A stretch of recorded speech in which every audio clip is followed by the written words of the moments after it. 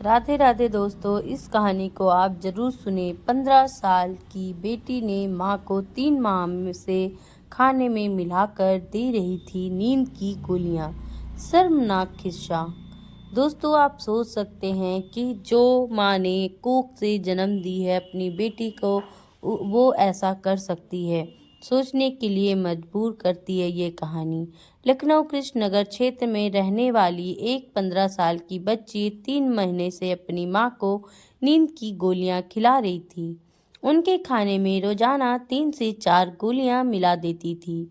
फिर मां के सो जाने के बाद वह अपने मित्र से फोन पर बात करती थी। कभी कभी मां को कमरे में बंद कर उससे मिलने भी निकल जाती थी। इसका खुलासा तब हुआ जब मां की तबीयत ज़्यादा खराब होने लगी। जांच के बाद पता चला कि उन्हें नींद की गोलियों की हैवी डोज दी जा रही थी। परिवार वालों की सख्ती के बाद बच्ची ने दवा खिलाने की बात कबूली। उसके पास से नींद की गोलियों के अलावा जहर की शीशी भी बरामद हुई। नींद की गोलियां और जहर की शीशी उसके दोस्त ने लाकर दी थी। 15 साल की बच्ची स्कूल आते जाते समय मोबाइल पर अपने एक फ्रेंड से नियमित बात करती थी। उसकी मां ने उसे पकड़ लिया था, उसका फोन रखवा लिया था। इसकी वजह से उसने कई बार मां से झगड़ा व मारपीट भी किया। फिर भी मां ने उसे फोन नहीं दिया। फिर उसने अपने मित्र के साथ मिलकर मां को रास्ते से हटाने का तरीका निकाला। इसके लिए उसने दोस्त से नींद की गोलियां मंगवाई। फिर रोजाना खाते समय मां के खाने में 3 से 4 गोलियां मिला देती थी।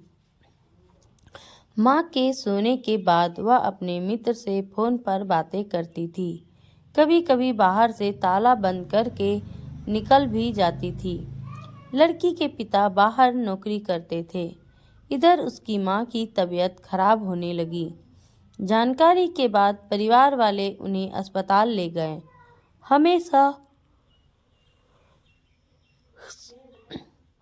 हमेशा सोते रहने की बात बताई। डॉक्टर ने जांच की दो तो पता चला कि उन्हें नींद की हेवी डोज दी जा रही है।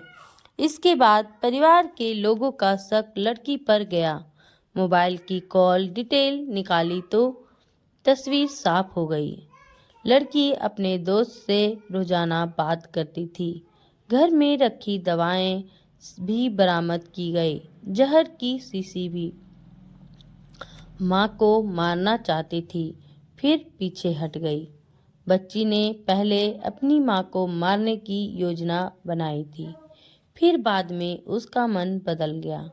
इसके बाद उसने जहर की बजाय उन्हें नींद की गोलियां देना शुरू कर दिया।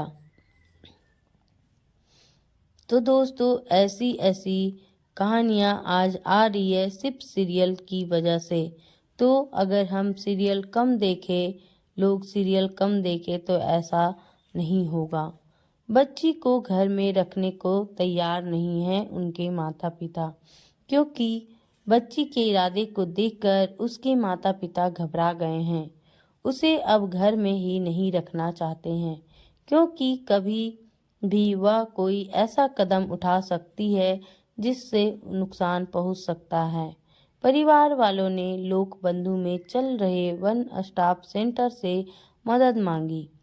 वन स्टॉप सेंटर की तरफ से बच्ची व उसकी मां की विशेषज्ञों से काउंसलिंग कराई गई। इसके बावजूद बच्ची को परिवार वाले घर में रखने को तैयार नहीं था, जिसके बाद उन्हें वन स्टॉप सेंटर के शेल्टर होम में कई दिनों तक रखा गया।